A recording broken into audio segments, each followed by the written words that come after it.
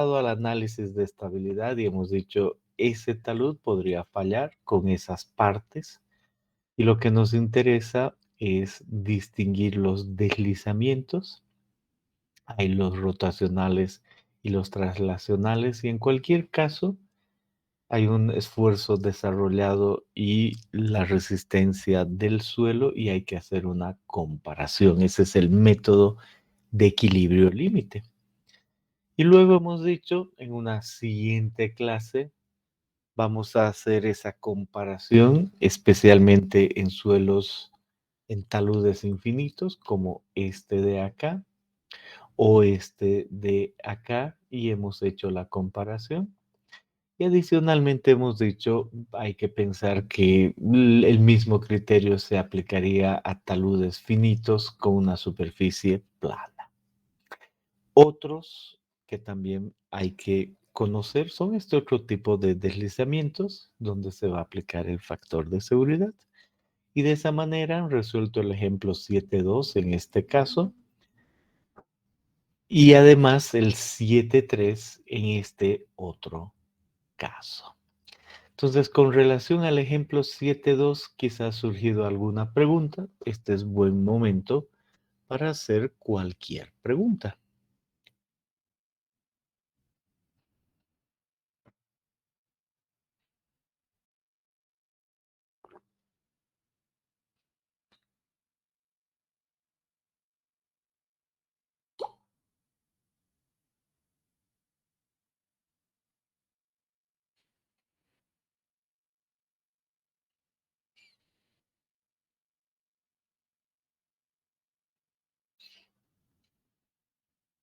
Bien. Y con relación al ejemplo 7.3, lo propio, quizá deseen hacer alguna pregunta.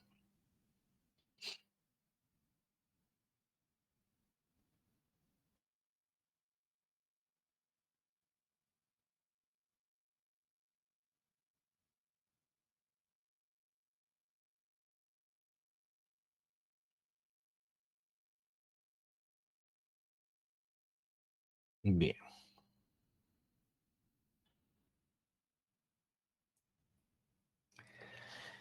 Pasemos ahora a las otras superficies. Ahí dice una superficie de falla circular.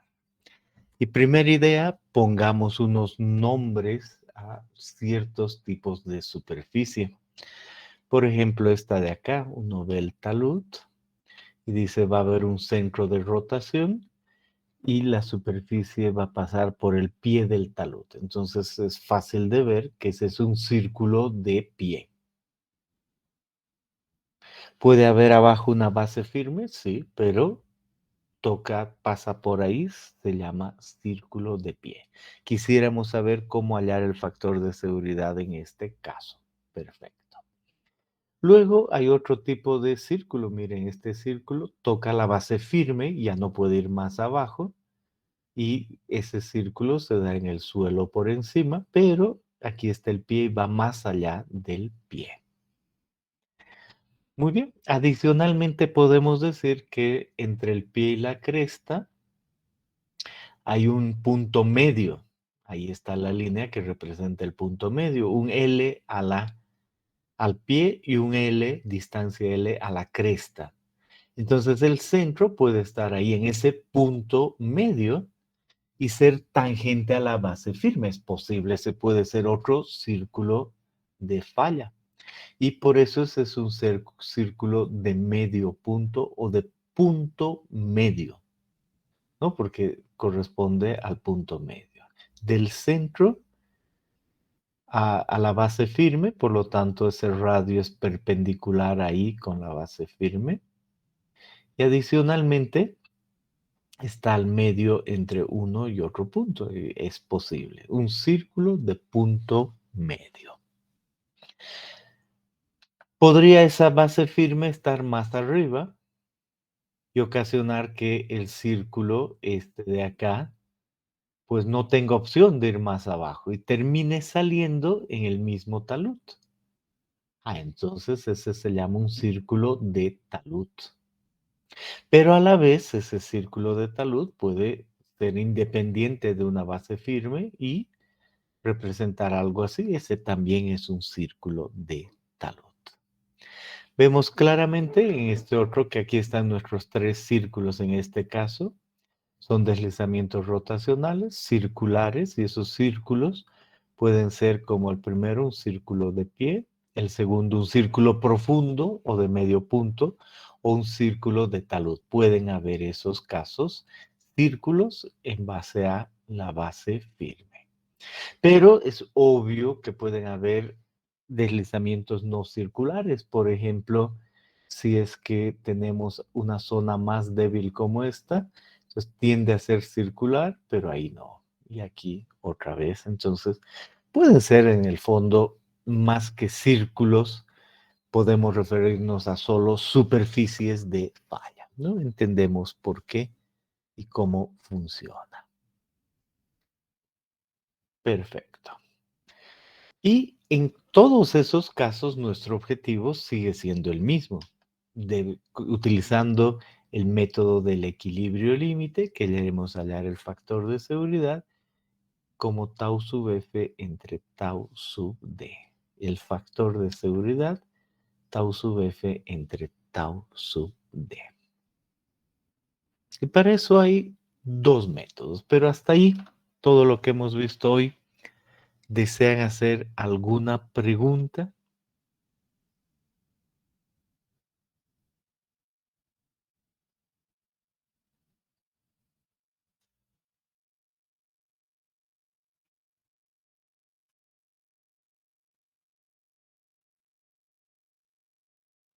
Bien. Hay dos métodos que nos van a permitir esto en superficies circulares y no circulares, hallar el factor de seguridad. El primer método es el método de masas y el segundo es el método de los fragmentos. Los resaltamos, ya están resaltados, pero es clave entender que son dos métodos. Y el día de hoy vamos a ver el método de masas y después el método de los fragmentos. El método de masas dice es muy simple. En este método, la masa de suelo que se encuentra sobre la superficie deslizante es tomada como una unidad. Es muy útil cuando se considera que el suelo que forma el talud es homogéneo. Entonces vamos con calma, ¿no? Decimos, vamos a empezar con un método para este tipo de superficies que no habíamos visto hasta ahora y que sea simple, en algo homogéneo.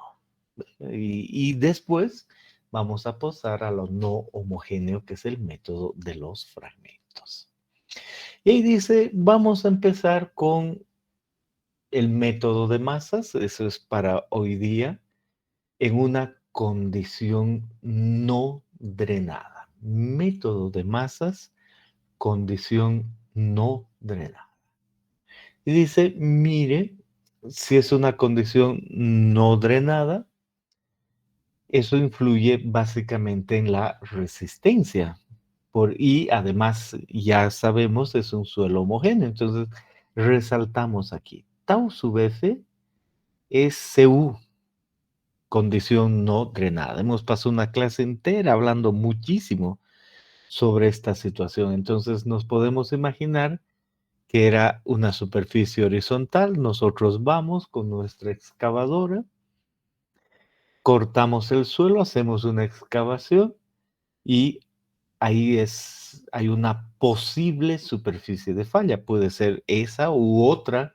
Allí está dibujada un círculo cualquiera, cualquiera, que va, que falla más adelante del pie del talud. Podría dibujarse uno que falla por el pie del talud y cualquier otro. Exactamente este no es un círculo de medio punto, eso que quede claro, es un círculo cualquiera. Y en ese círculo cualquiera, a lo largo de ese círculo cualquiera, la resistencia es uniforme C sub U. Y como el suelo es uniforme, tiene un peso específico, gamma, todo el suelo, y este tiene un valor gamma. Por lo tanto, si yo tomo ciertos sectores, gamma por el volumen es el peso. ¿Y qué es lo primero que se ve si tomo cualquier superficie? en algo circular, igual que antes voy a saber quiero saber qué actúa y qué es lo que se considera que causa el deslizamiento, el tau sub D, ¿no? Igual que antes. Y digo, aquí hay unos pesos asociados. Veo un peso 1 y un peso 2. Y el centro aquí es cualquier centro. Y el centro tiene una línea vertical. Entonces, es muy claro que hacia este lado la masa de suelo tiene un peso, actúa en el centro de gravedad y desde este centro una longitud 1 y ahí se genera un momento, peso por longitud, que tiende a hacer esto que se mueva en ese sentido, ¿no? En ese sentido. Pero a la vez hay otra porción que tiene otro peso asociado con otra sección, otro peso gamma por el área y por el ancho unitario, a una distancia L2 que hace que más bien vaya en el otro sentido, en ese sentido.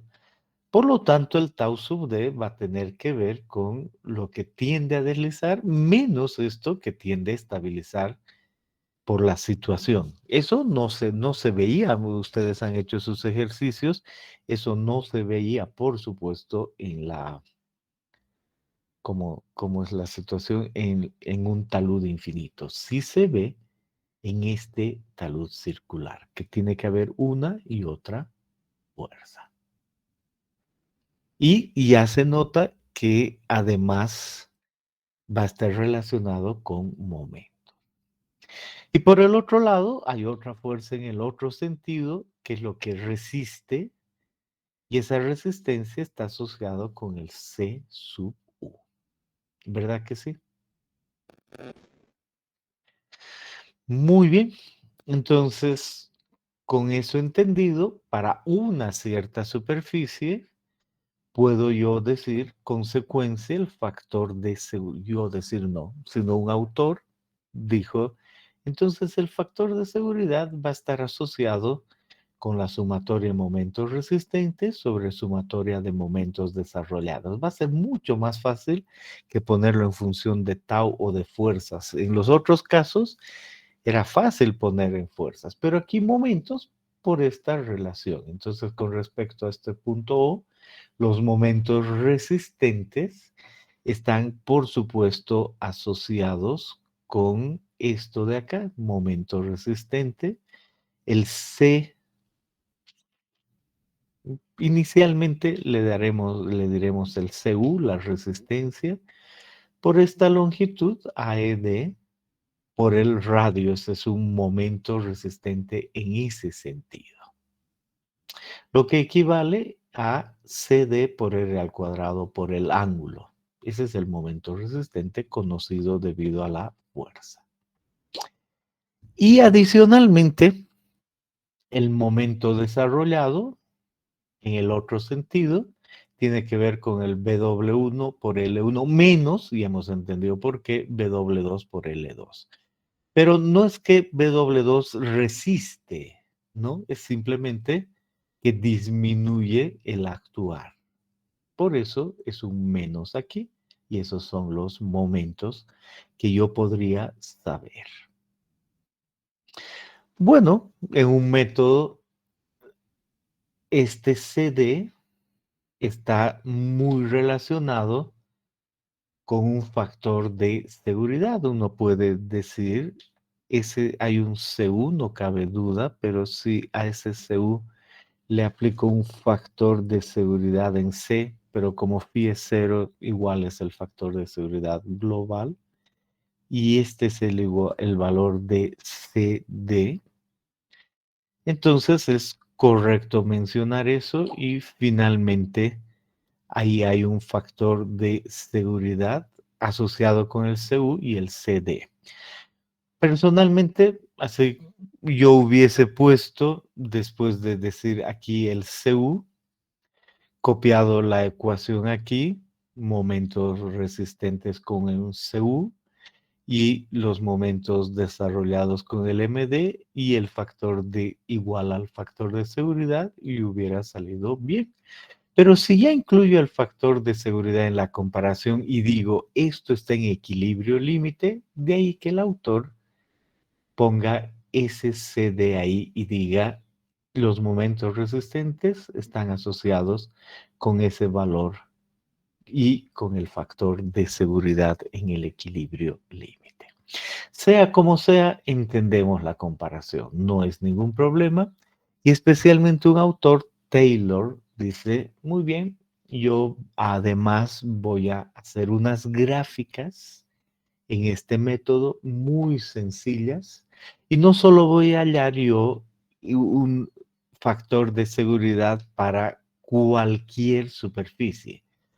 De aquí en adelante, esa es la superficie crítica. Puede ser cualquiera, pero voy a hallar para la crítica. Entonces, Taylor dice, defino que CD es gamma por H por M. ¿Qué era gamma? Entiendo que es el peso unitario del suelo y es homogéneo. H está aquí y el valor de M tiene que ver con un factor M. Por lo tanto, M, define Taylor, es SCD sobre gamma H. Y como CD es CU sobre el factor de seguridad, entonces también se puede decir que M es igual a CU sobre el factor de seguridad gamma H. Es también posible. Un valor de M y asociada para cualquier superficie en este caso. Y el inverso. Entonces, el inverso obviamente también es el factor de seguridad por gamma por H dividido entre CU. Es lo mismo. Y en este caso, gamma H CD. Y Taylor dice, si es de esta forma, define un factor que no sea 1 sobre M, sino NS. Está bien. Entonces en algunos libros aparece M, en otros NS, y Taylor, detrás de esto, el método de Taylor dice, ahora vamos a hallar factores de seguridad para superficies críticas, no para cualquier superficie, sino para la más crítica posible. ¿No? Esa es básicamente la idea.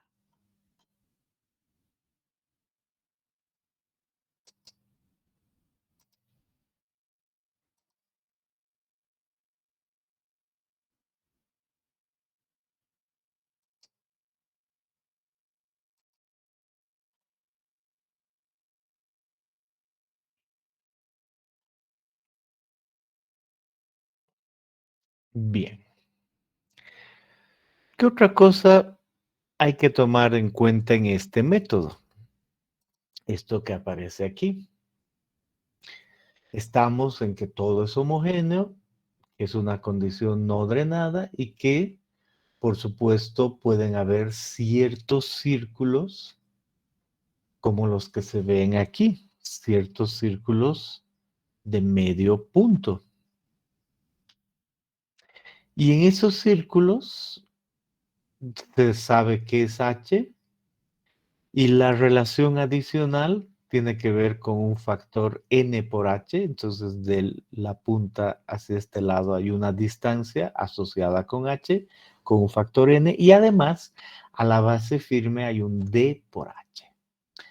Si la base firme no existe y está muy, muy abajo, entonces no es difícil de ver esto. Es d multiplicado por h sería infinito, d infinito. Y si d realmente está a este nivel, D es 1. Y conforme vaya bajando, D puede ser 1, 2, 3, 5, etcétera, etcétera. Así debe entenderse este punto. Y así, esta siguiente gráfica no está en su texto, pero aparece en varios textos. Así Taylor dijo, recordemos que M es CD sobre gamma H. Una vez más, eso quiere decir que M es el valor de CU sobre el factor de seguridad gamma H. Conozco H, conozco CU y además conozco el talud que estoy analizando. Y Taylor dice, mire, solo tome este ángulo beta y el ángulo beta está asociado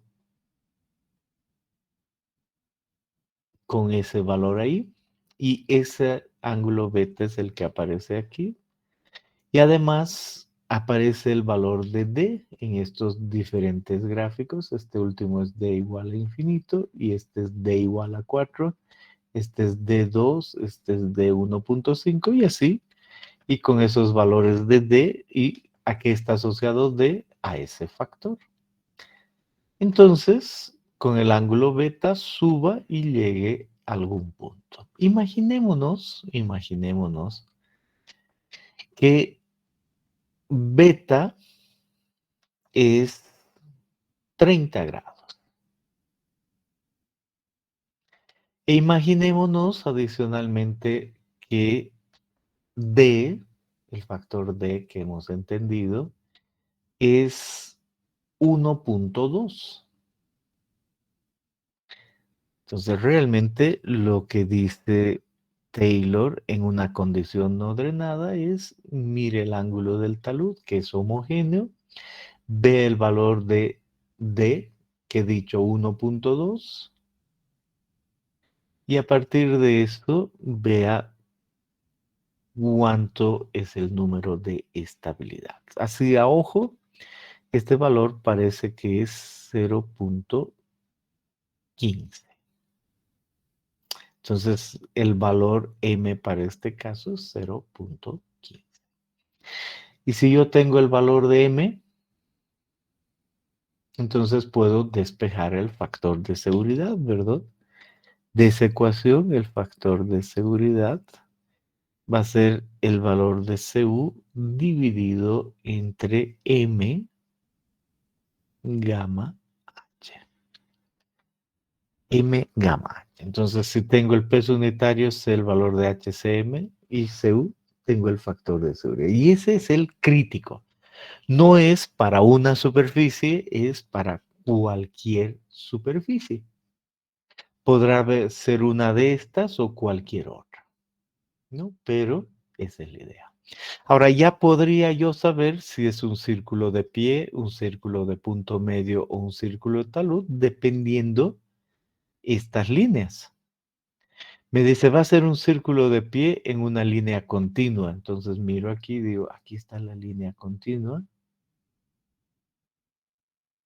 Por lo tanto, yo he caído a ese sector, por lo tanto, puedo esperar que el círculo que esté detrás, que no lo conozco exactamente, sea un círculo de pie y sea el más crítico y ese tenga un factor de seguridad definido.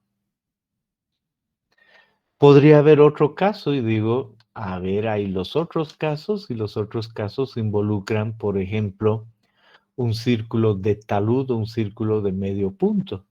Entonces, raya larga, corta, raya es medio punto y busco y encuentro, por ejemplo, aquí raya larga, punto le diremos raya larga, por ejemplo, y si yo hubiese tenido este caso en que D fuese más profundo, otro caso, entonces, por decir algo, el mismo 30 grados, pero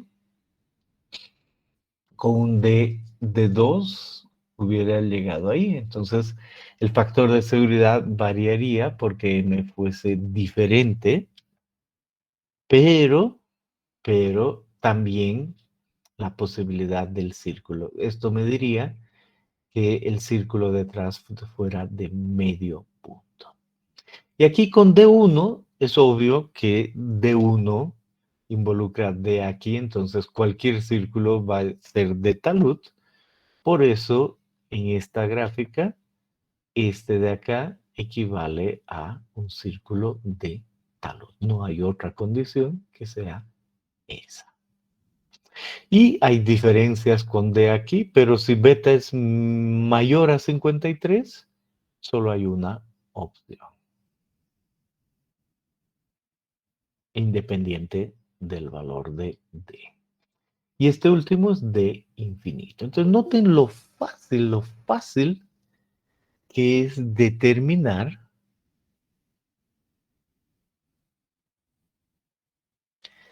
estos puntos.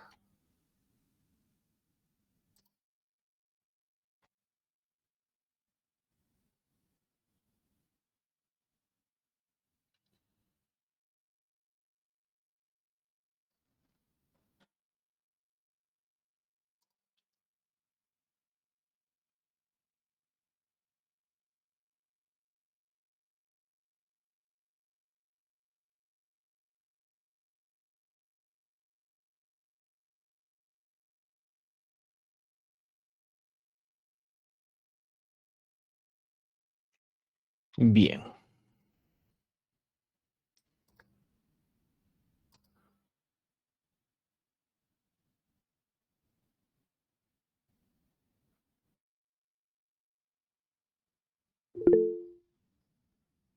adelante. Inge, preguntita, siempre me he preguntado esto toda la vida, pero en este tipo de gráficos y en este métodos en los que tenemos que usar este tipo de abacos, estos tipos de gráficos que usamos, digamos que me sale un D de 1.6, que no está el D en este gráfico.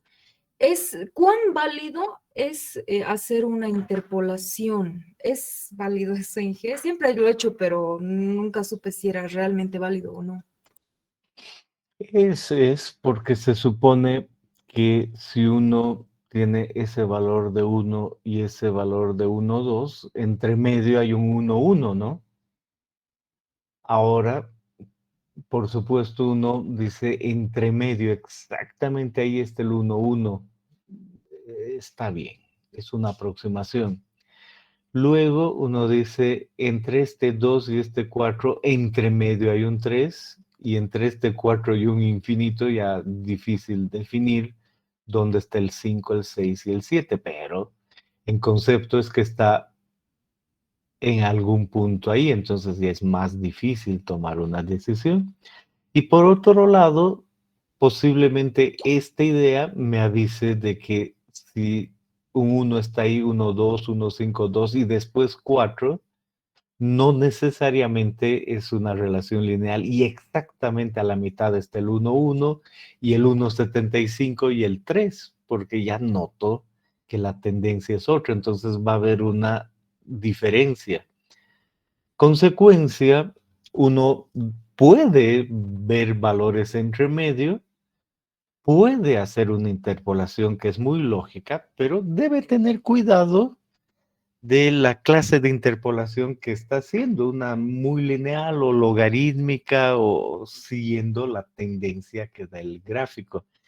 Y a veces uno no tiene suficiente información, entonces termina aproximando y debe ser consciente de aquello, ¿no? Ay, ya, ya, gracias, Inge. Bien, esa empezamos con esa que no está en su texto, está en algunos textos porque es más sencilla. La que está en su texto es esta de acá, es la que aparece como original de Taylor, le vamos a decir así. Y es esta de acá. Esta no digo que no sea original, pero el rato que tome decisiones sobre el texto, pues esta me pareció original, me pareció, pero no, solo vamos a decir que está en el texto y es la misma. ¿Cuál es la diferencia? La diferencia es que ahora tomamos el ns, el inverso del m. Aquí aparece el ns es igual a gamma h sobre cd. Por lo tanto, una vez más podemos decir el ns es conocido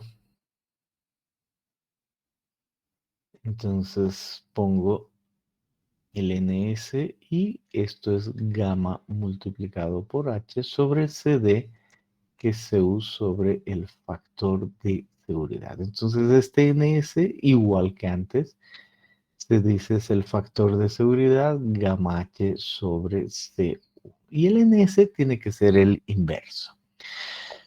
Entonces, igual que antes, me dice, mire, tiene 30 grados de ángulo beta y un D de 1.2.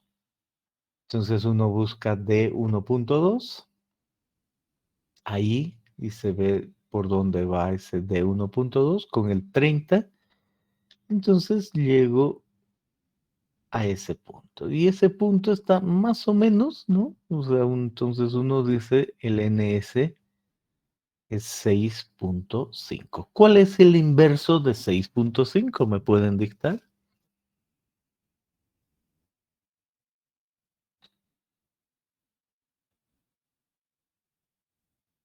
0,15. Bien, entonces uno dice, es la misma gráfica, ¿no? Para 30, 1, 2, 0, 15 y aquí 6.5. Entonces digo, está bien, es la misma gráfica, solo que con el inverso, no hay problema. Pero esta gráfica está en su texto porque tiene algo más de información. Entonces uno mira y dice, igual que antes, tengo yo ciertos tipos de líneas y esos tipos de líneas involucran continuas, círculo de pie, adicionalmente otro tipo de líneas, otro tipo de círculos. Entonces, por decir algo, entendí que este tipo de línea es un círculo de talud por d igual a 1, es lo mismo, y así sucesivamente. Y aquí el 1, 2, el 1, 2, me dice es una línea continua igual que antes, entonces me avisa que es un tipo de círculo. Y aquí se añade que desde este punto, para el mismo 1, 2, pero con betas menores, me cambia el tipo de círculo, ¿no? Ahí está, a un círculo de pie con betas menores.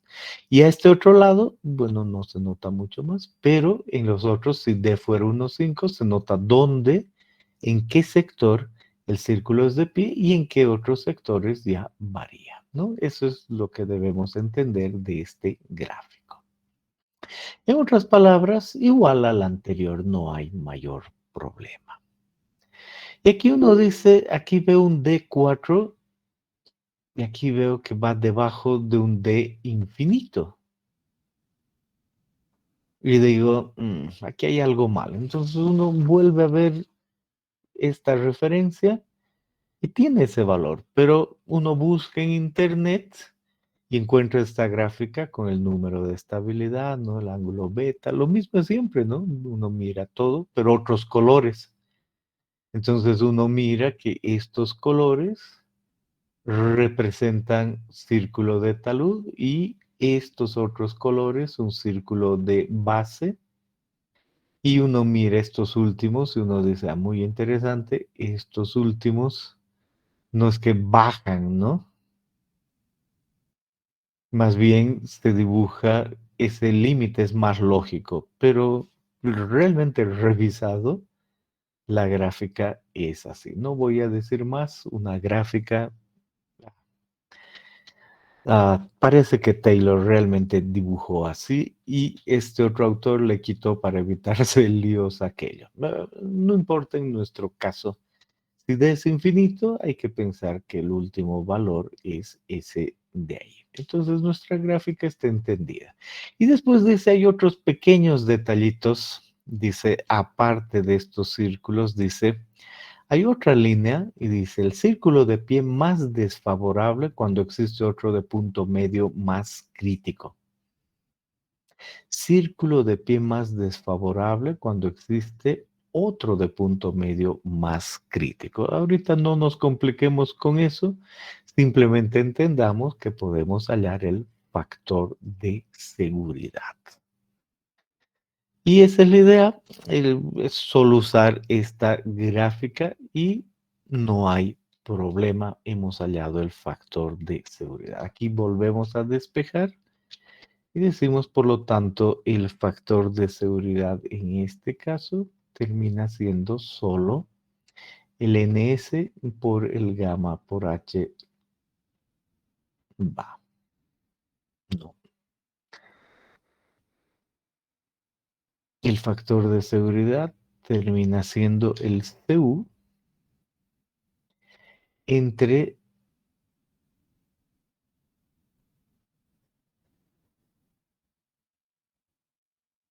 por ns entre gamma h.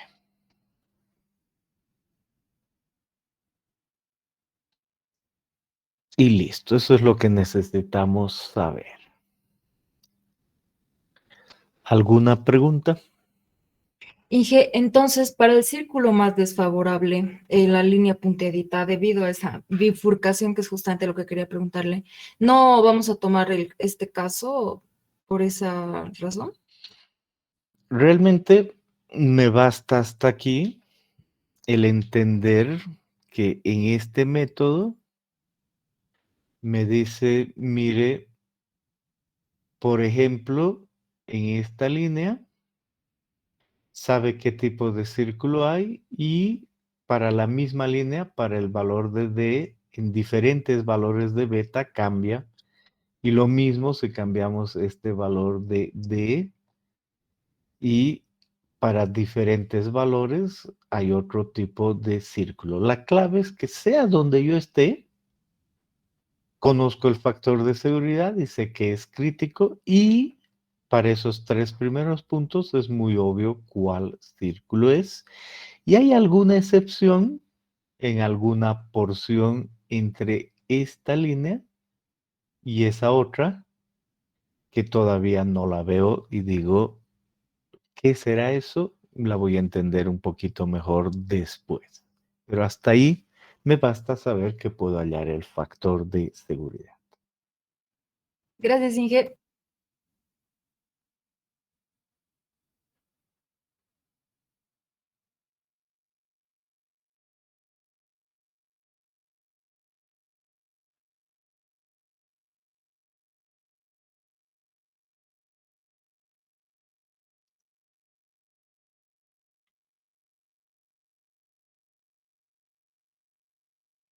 Bien. Y por supuesto, Taylor dijo, ahora en base a lo que el factor de seguridad, hay un círculo detrás que es el crítico. Hay un círculo detrás. Entonces uno dice, ¿cuál podrá ser ese círculo? Y de ahí aparece el término localización del círculo crítico. Y aparece una primera gráfica, esta que está aquí, y dice, mire, para este dibujo, entonces ahí agrandamos y decimos, en este caso, tengo mi talud, tengo un ángulo beta, y yo puedo definir que hay un ángulo alfa, y ese ángulo alfa me define esta línea, por lo tanto, 2 puntos. Más otro ángulo, y con ese otro ángulo yo tengo el centro. Entonces podría poner el centro y si pasa por el pie del talud, el hecho de hallar el centro más compás he definido mi ángulo, ¿no? Esa es básicamente la idea. Muy bien, entonces me dice, para eso va a funcionar bien con ángulos de beta mayores a 53. Entonces de ahí aparece 50, 60, 70, 80, 90 y el ángulo alfa aquí y el ángulo teta acá. Por lo tanto, si yo tengo un ángulo como 70, alfa es 40 y teta es 60. Consecuencia, definido esto y esto, acabo de hallar ese círculo, agarro mi compás por el pie, porque todos pasan por el pie cuando beta es mayor a 53. ¿Dónde estaba eso? No le puse énfasis, pero aquí está. Para beta mayor a 53, todos los círculos son círculos de pie. Ahora, cuando beta es menor que 53, esas líneas me avisan algo Y decido, por ejemplo, si el círculo es este de aquí, de punto medio. Entendido que un círculo de punto medio involucra conocer, por eso está esa gráfica, un valor NH y yo sé que el punto es a la mitad. Y tengo que conocer N. Entonces vengo aquí y digo, si utilizo esta otra gráfica, yo con un valor de D en especial, si yo sé que es el otro círculo, me avisa eso. Para un valor de D en especial, entro, no importa cuál. Hace rato habíamos tomado 1, 2, ¿no? Entonces uno dice D es 1 aquí, 2 aquí, posiblemente 1, 2 ahí, ¿no? Por decir algo. Y el valor asociado con el ángulo beta y beta 30 grados. Entonces, este mismo punto, n muy cerca a cero. Pero habrá los casos en que D sea más abajo, por lo tanto, por ejemplo, 2, y con beta 30 grados esté yo aquí y el valor de n salga 1 punto algo. Consecuencia, yo ya conozco mi círculo. ¿Por qué? Porque yo conozco este punto, conozco ese punto y sé cuál es la mitad. Tengo ya una línea que representa la mitad. Por lo tanto, tengo ese punto. Y ahora acabo de ver cuánto es n. N por h, entonces conozco ese otro punto. Ahora, ustedes pueden pasar por esta línea un centro que pase esos dos puntos. Por supuesto que sí, y además que sea perpendicular, ¿no? Ahí. Entonces, con su compás pueden poner, probar un poco y dicen, tiene que ser entre este y este punto porque es el radio la misma distancia, ubicada aquí, ¿no? Entonces, si inicialmente no conozco ese punto, pero es la misma distancia, entonces uno mueve su compás para que pase por ambos puntos y ha definido este círculo. Y así conoce el círculo de punto medio con esta gráfica. Y la última es, si es que yo tengo esta otra situación para ángulos de beta menores, aquí aparece ángulos de beta menores a 53 y sé que va a ser de pie, entonces igual hay un ángulo alfa 1 que de la superficie de talud define este centro y de la cresta este centro un alfa 2. Y la pendiente beta expresada como 1 n', entonces aquí beta o n', y dependiendo del valor de beta, un alfa 1 y un alfa 2. Y definido alfa 1 una recta, definido alfa 2 otra recta, donde se une en el centro, sé que pasa por el pie, ahí está el círculo que considero crítico. ¿Les ha quedado claro aquello? Inge, el valor de D para el anterior vendría siendo desde donde inicia la cresta hasta donde se da el círculo de falla, ¿no? El valor de D, sí, es este. Entonces vamos a ponerle un valor a H, ¿no? Decimos, ¿qué pasa si mi talud tiene 10 metros y 5 metros por debajo de por H está el estrato firme? Desde la cresta hasta el estrato firme. Por lo tanto, D es 15 entre H, 1.5. De ahí viene 1,2, 1,5, etc. Ah, ya, entendido, gracias, Inge.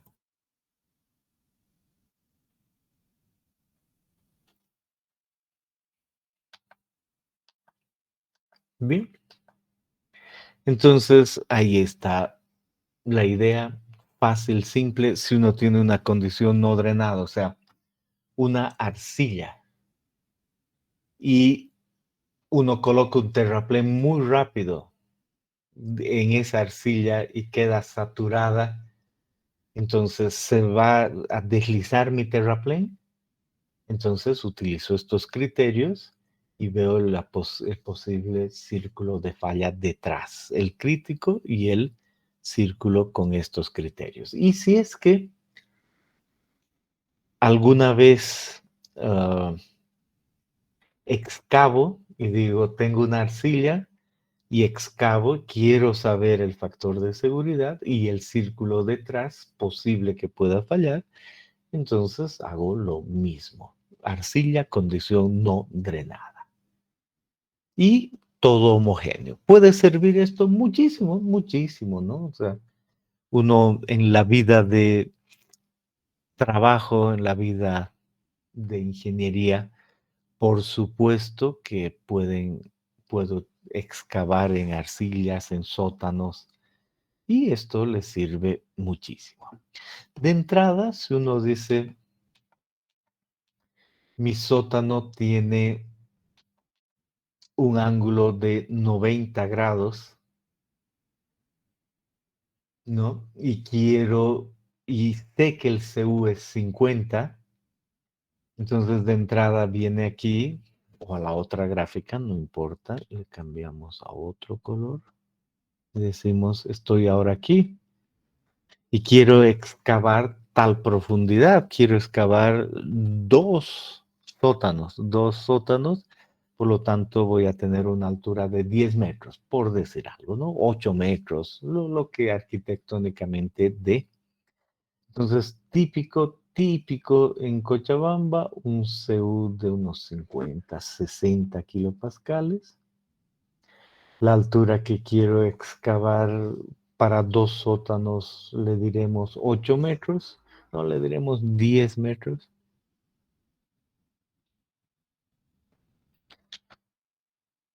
Y a partir de eso, el NS se nota que es 3,85. Entonces, a ojo cerrado, esa excavación en esa arcilla va a ser CU 60 por NS 3,85 dividido entre gamma típico 20 por 10. ¿Cuánto sale el factor de seguridad de esa excavación? 1.15. 1,15. Ahí está, eso era lo que queríamos saber desde suelos 1. Si son estables nuestras paredes. Y en Cochabamba uno encuentra muchísima arcilla. Y en ese orden, pues llegar a 8 metros, 1,15, ¿se acuerdan los factores de seguridad de la primera clase? 1,2, si se me cae y no representa problema, no afecta mucho. 1,7 si hay vidas humanas. Entonces, uno dice 1,15, eso se cae. Y si no se cae, bueno, no puedo jugar.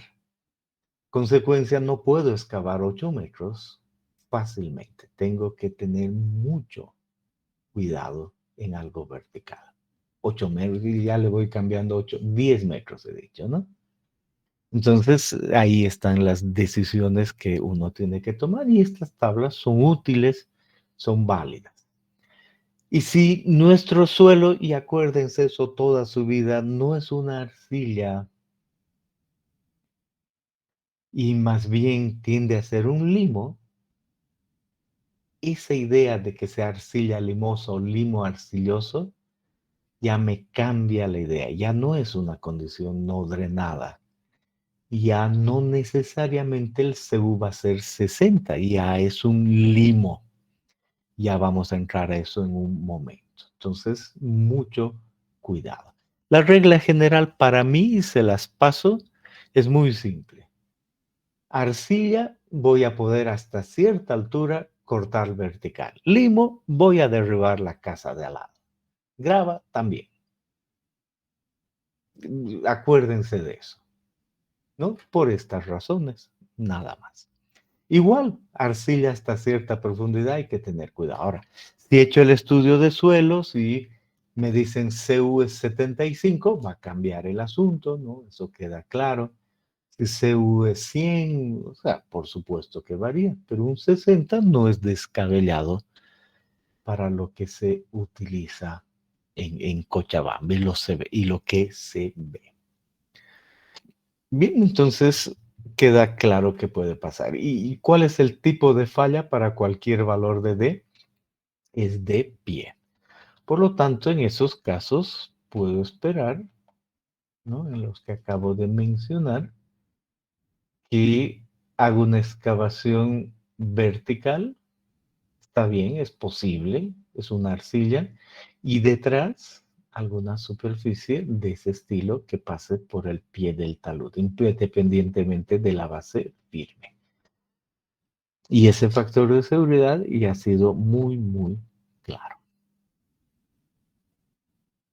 Y si pongo un factor de seguridad 1, puedo saber cuál es la altura máxima a la que puedo excavar. Factor de seguridad 1, ¿no? Ojo. Entonces, si esta es una calle, si este es un otro edificio, si este es una casa, entonces queda muy claro, ¿no? Y si el vecino me toca y me dice, mire, usted ha hecho esa excavación y ha aparecido una grieta, uno tiene que pensar lo que le está sucediendo, estabilidad de taludes. Cuando uno es honesto y entiende, dice, realmente voy a tener cuidado, gracias por avisar, ve la grieta y dice, menos de la resistencia a lo que me lo han calculado, voy a tomar medidas antes de seguir bajando. Claro, siempre tiene la opción de decir, no, esa grieta, no, no estamos haciendo nada, nosotros hemos hecho muchos cálculos. Su casa es antigua, su casa es la consolidación, así se llama. Siempre tiene esa opción. Pero creo que eso es una opción muy torcida. Pero la vemos, ¿no? Uno ve noticiosos y una señora y los de al lado y el otro, no, no hemos hecho nada, ¿no? Y es obvio, ¿no? ¿Qué ha pasado? Oh, pero no, no vamos más allá, no importa. ¿Claro para todos? Inge, una dudita que ando arrastrando. Siempre me ha causado confusión la diferencia entre la arcilla y el limo. Se da en el tamaño del grano, ¿no? No, no realmente. Ah, cuando vemos la gráfica de el porcentaje que pasa en función del diámetro en escala logarítmica y ponemos aquí el 0.075 milímetros y pasa el 100% y decimos todo este suelo que yo estoy viendo tiene por hidrometría esa curva.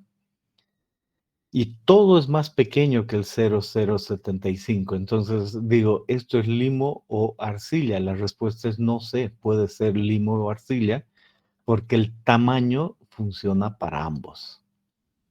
Pero el IP del limo es muy bajo y depende de la clasificación, tiene que ver con 4, 7 y cosas de ese valor. Solo vamos a decir bajo en este caso, y ese sí es un limo. La plasticidad y el IP de la arcilla es mayor y ese sí es arcilla. Y la arcilla con este IP tiene una permeabilidad menor que el limo con este IP, aunque tenga el mismo diámetro. Y esa es la manera en que la que nosotros vemos. Cuando uno ya le ve granitos es que tiene arena, es otra cosa. Pero tan ni limo ni arcilla uno realmente distingue solo con la clasificación, solo con la plasticidad. Y la arcilla tiene menor permeabilidad, condición no drenada correcta. Limo puede ya tener más alta permeabilidad y estar en un rango de más drenado, entonces no me sirve este análisis. ¿Ok? Esa es la idea. Ah, ya, gracias, Inge. Y una cosilla más para poder visualizarlo mejor. Cuando uno va a un río y encuentra lo que coloquialmente se llama o le dicen lama, ese, bueno, la última vez que fui sí pude, quizá con los pocos conocimientos que tengo de suelos, pude ver que es un suelo muy, muy, muy fino. Eso normalmente viene siendo limo o arcilla, Inge, porque de plasticidad no le vi así, pucha, qué plástico que digamos. Claro, la lama que uno le dice, evidentemente cumple con esta condición y si no tiene plasticidad es un limo. Tiende a ser un limo la lama, ¿no? Pero lama es otro término asociado con otras personas, los que hacen agricultura, ¿no? Y de ahí que tengan otras nomenclaturas. Lama es correcto, pero en asociación con agricultura. De hecho, a uno le venden lama para el jardín, ¿no? Y está bien. Para nosotros, si caemos en ese suelo, tenemos que averiguar si es un limo o una arcilla, que va a haber una ligera diferencia. Y en forma general, el limo tiene un comportamiento ligeramente diferente. Y si además le veo los granos arena, peor todavía. Entonces no va a ser lo mismo, no las mismas gráficas de condición no drenada. Es muy difícil de saber, por eso les paso la regla. Si se enteran que hay limo, porque tocan, es fino y tocan, entonces esa es la idea, ¿no?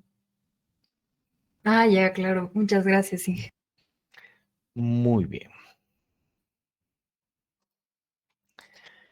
Y ahora el otro caso, ¿qué dijo Taylor si es que tenemos una condición a largo plazo? En otras palabras, ¿cómo influye en el valor de tau?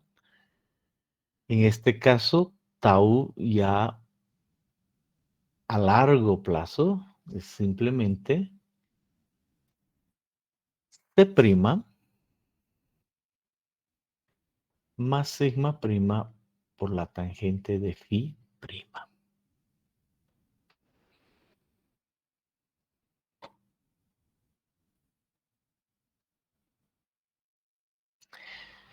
Y por supuesto, eso influye en la resistencia que hay ahí. Entonces, la idea es un poquito diferente. Aquí ya estaba C' sigma tangente de phi prima. La idea es un poquito diferente en cuanto a lo que es la resistencia, porque hay C y hay phi.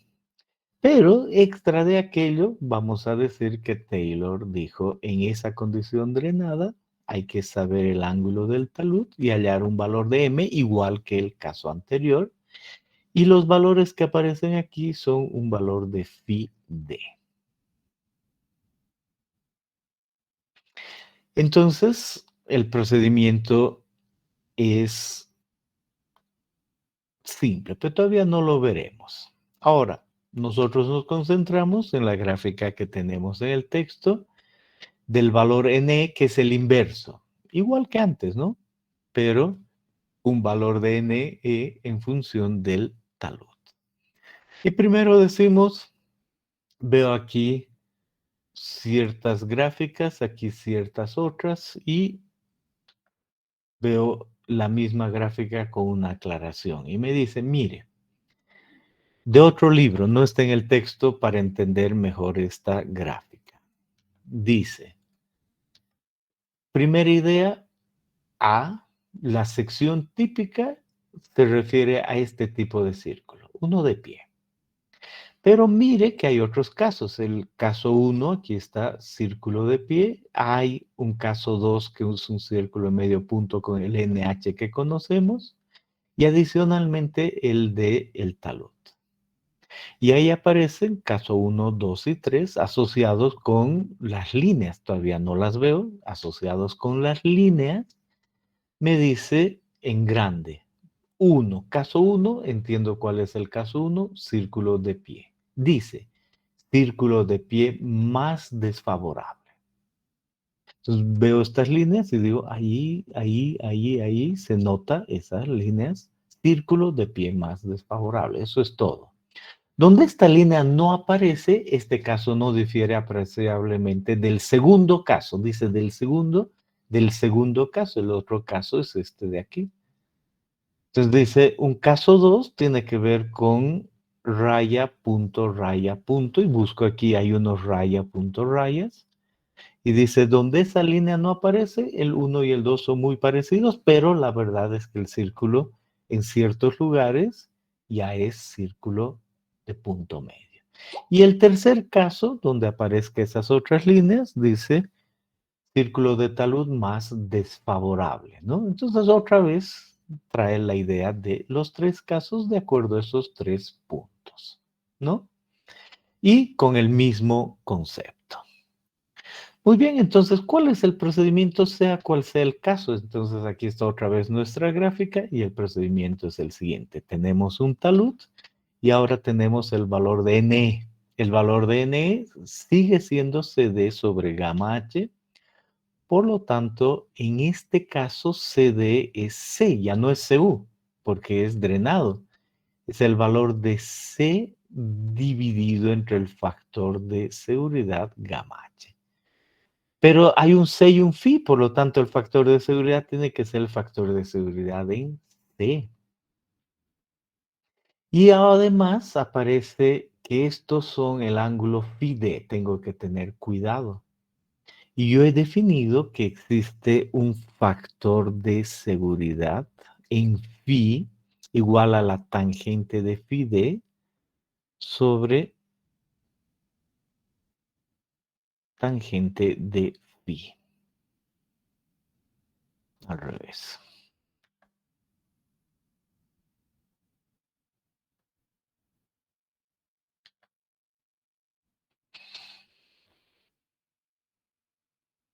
Consecuencia, hay dos factores de seguridad.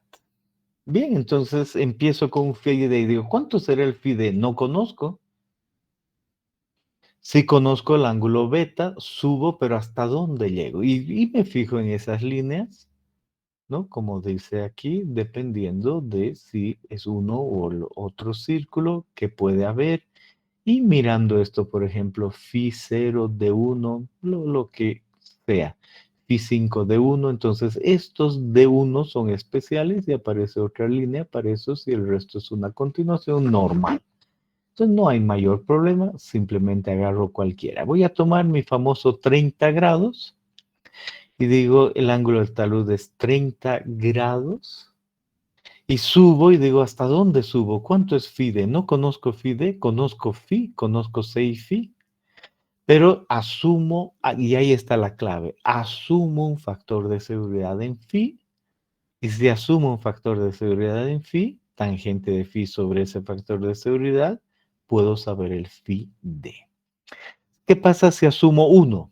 Entonces el FID es igual al FI, y el FIDE ahí 30 grados, por decir algo, ¿no? Aquí dice 0, 5, 10, 15, hasta 25. Entonces asumo algo y voy a asumir que al resultado esté 20, entonces estoy ahí. Y con ese 20, eso es aproximadamente 0,025. Si conozco NE, conozco el factor de seguridad en C. ¿Va a salir igual? Por supuesto que no. Y aquí empiezo a dibujar. Para un cierto factor de seguridad en phi ha salido un cierto factor de seguridad en C, en phi, en C. Y ahora asumo otros valores y de ahí viene que hay otras combinaciones. ¿Y cuando yo voy a hallar el factor de seguridad global? Cuando el factor de seguridad en phi sea igual al factor de seguridad en C y ese va a ser el factor de seguridad global. Por lo tanto, línea 45 grados, tengo la tendencia y ahí tengo el factor de seguridad. Esa es básicamente la idea con esta gráfica. Es un proceso en que hay que hallar unos 3 o 4 números para tener esa relación.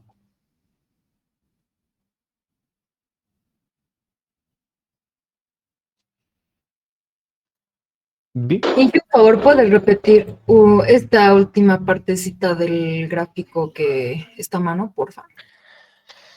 Siempre hay una relación al haber FIDE aquí y NE. Aquí entra en este FIDE el factor de seguridad en phi para poder hallar el factor de seguridad FIDE. Y en este otro, con NE está asociado el factor de seguridad en C. Y no sé ni cuánto es uno ni cuánto es el otro, eso estoy queriendo hallar. Por lo tanto, empiezo asumiendo un factor de seguridad, puede ser en C o en phi. Si empiezo asumiendo el factor de seguridad en C porque me lleva a eso, entonces conozco C, asumo ese valor, gamma H, calculo el NE y con el NE determino un phi D para el ángulo beta. Y como conozco el phi D, entonces tangente de phi sobre tangente de phi D, el factor de seguridad en phi. Asumo uno, calculo el otro. Y por supuesto que no van a ser iguales. Entonces, de ahí viene que al hacer una gráfica de factor de seguridad en phi en función del factor de seguridad en C, esa gráfica de un punto, y luego hago otra relación.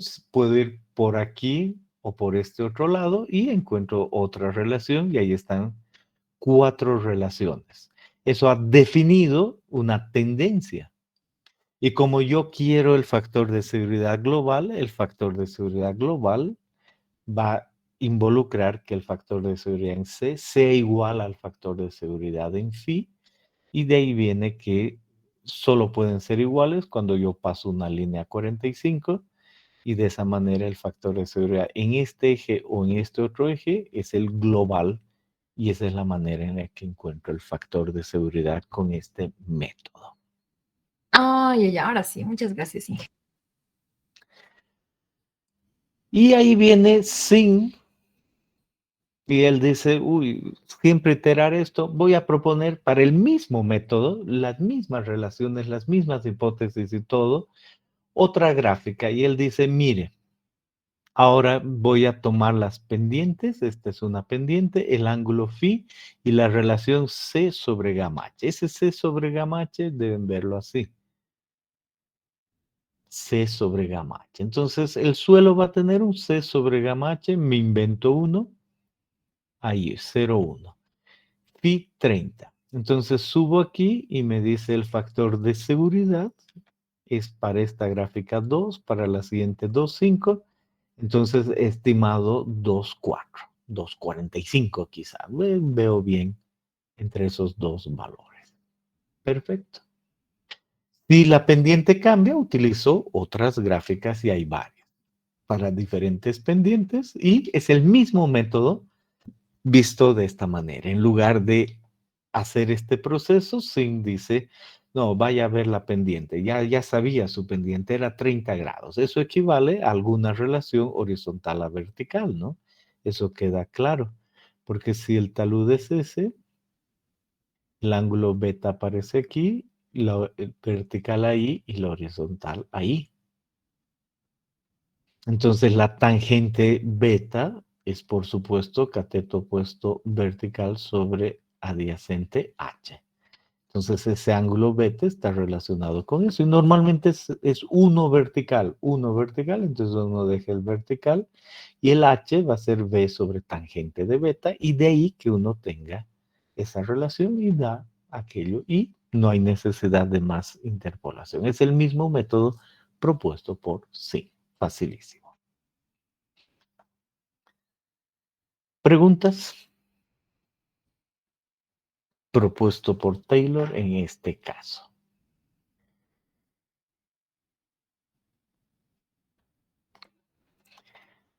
Y ahora, el último método, aparece este método de este autor, Cousin, ¿cómo se pronunciará? Nunca averiguado.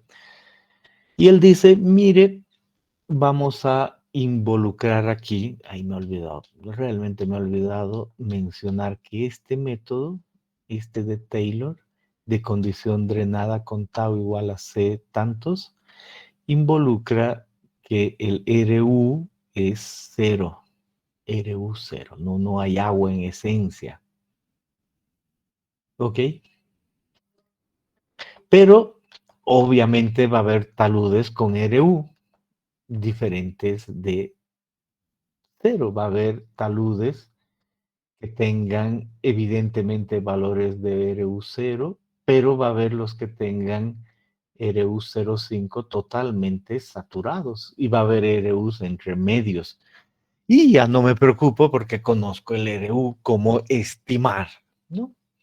Y aquí el método dice, no es nada complicado, simplemente hay que hallar un ns y un lambda de phi.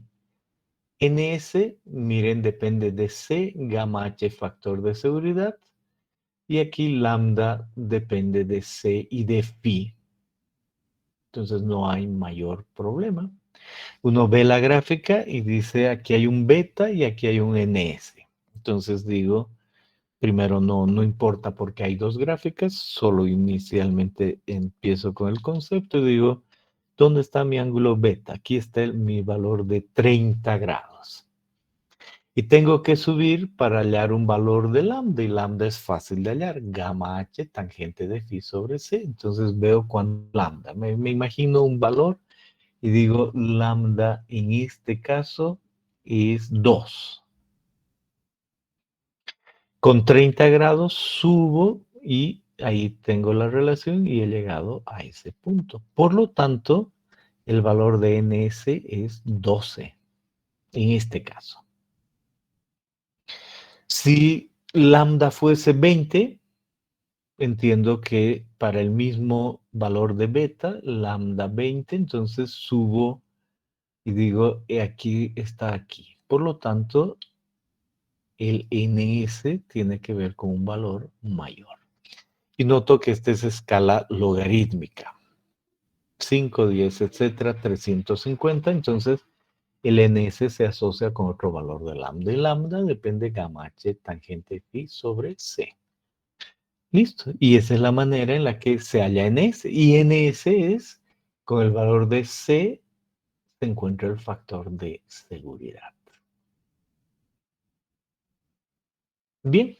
Ahora la clave es que existen dos gráficos y uno dice, detrás de esto, y no vamos a ver el detalle, detrás de esto hay valores de D, ahí están valores de D, y detrás de esto están también valores de D. Entonces, sin entrar al detalle, me dice, una gráfica va a funcionar bien para un círculo de falla de pie, y no importa cuál, círculo de pie, y la otra va a funcionar para un círculo profundo. Entonces son realmente dos gráficas. Y otra vez voló mi presentación, disculpe. Entonces debo volver a abrir mi presentación. Ni me pregunten qué he hecho porque no tengo idea. Y otra vez porque le he hecho volar en el anterior curso igual. Hay algún comando que estoy ejecutando sin saber.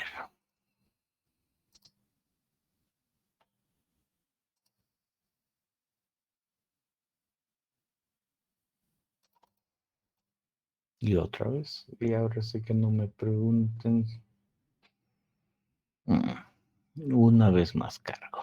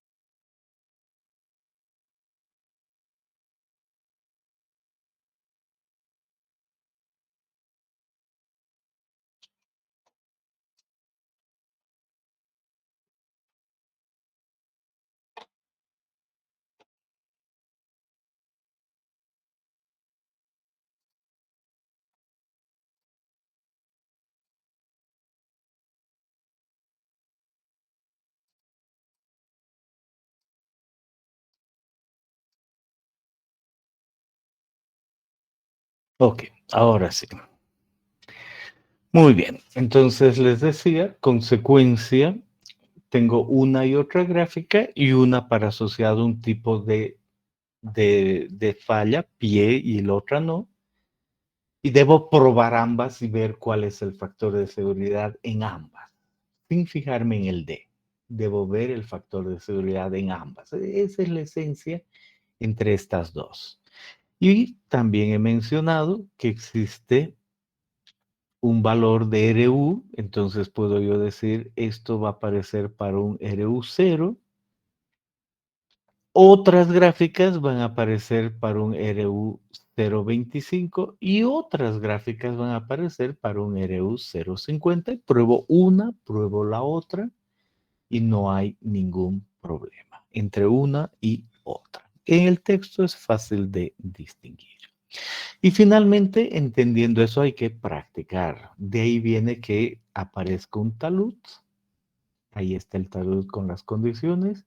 Como es una arcilla, si actúa no drenado CU50 y si actúa drenado C20 Fi30 para este talud. Y dice, por favor, utilice Taylor, lo que hemos visto a corto y luego a largo plazo. Y luego utilice este método que va a ayudar, que es básicamente todo lo que hemos visto.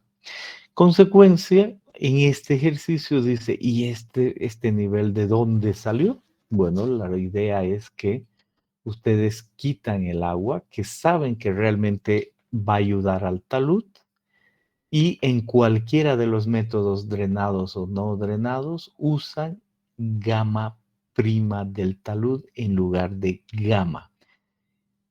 El agua que está ahí, cuando hay agua, cosa que no he visto hasta ahora, pero cuando hay agua, quitan el agua y utilizan en cualquier ecuación corto, largo plazo o el otro, el valor de gamma prima en lugar de gamma. Así se toma en consideración el agua en este caso, en este ejemplo. En los otros casos, no hay necesidad. Si no hubiera agua, como hemos visto todo con gamma. Y con estos valores utilicen las tablas y concluyan en un factor de seguridad. Ejemplo 7.4 para mañana. Pueden hacer sus preguntas. Inge, cuando hablamos a largo plazo, también se refiere a una arcilla en condiciones ya drenadas, ¿no? Sí, por ejemplo, tú excavas y dices, hoy es 9 de junio del 2022 y excavas 7 metros. Vamos a decir, te toma unos días, no importa, y la condición es no drenada. Y luego dejas ese talud y te vas a trabajar a otro lado y vuelves de aquí un año. Y quieres continuar o ya se acabó, no importa, y te preguntas, ¿seguirá siendo estable mi talud? La respuesta es tal vez sí, pero ya no puedo esperar que sea el mismo factor de seguridad a corto plazo. Ahora esa arcilla en un año ya está en condición drenada, drenado el agua, por lo tanto la resistencia es safe. De ahí viene que en este caso digan que hago a corto plazo, largo plazo con Taylor que involucra RU0 y Cosine que involucra RU050 porque está totalmente saturado el agua ahí arriba en todo lado. Entonces esa es la idea y después vean los factores de seguridad: seco, saturado, corto y largo plazo, y uno así realmente entiende que una arcilla, a tu pregunta, a largo plazo cambia el factor de seguridad porque drena. Ok, muchas gracias, Inge. Vámonos, hasta mañana. Tengan buen día.